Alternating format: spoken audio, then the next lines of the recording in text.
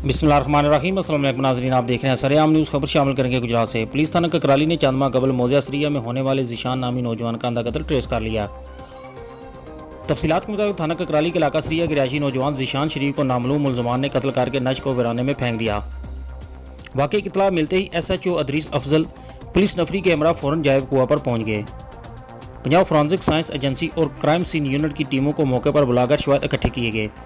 बाद मकतूल के भाई अरसलान शरीफ की मदय्यत में मुकदमा दर्ज करके तफ्तीश का आगाज़ कर दिया गया। DPO गुजरात अहमद नवाज शाह ने अंधे कत्ल की इस लर्जाखेज वारदात को ट्रेस करने और कातलों की गिरफ्तारी के लिए DSP खारियां की ज़ेरे निगरानी SHO थाना ककराली और दीगर तजर्बाकार अफसरान पर मुश्तमिल खसूसी टीम तश्कील दे दी और अफसरान को हदायत की कि अंधे कत्ल की इस वारदात को ट्रेस करके कातलों को कानून के अख्तियार में लाया जाएगा और करार वाक़ई सज़ा दिलवाई जाएगी। तफ्तीशी टीम ने वाक़े की इत्तला मुख्तलिफ पहलुओं पर शुरू तफ्तीश का आगाज़ कर दिया। मशकूक अफराद की इंटरोगेशन की गई और जदीद टेक्नोलॉजी और पेशा वराना महारत को बरूए कार लाते हुए अंधे कत्ल की वारदात को इंतहाई मेहनत से ट्रेस करके वाक़े में मुलव्वस मुलज़म शकील को खुसूसी ऑपरेशन के ज़रिए आला कत्ल समेत गिरफ्तार कर लिया।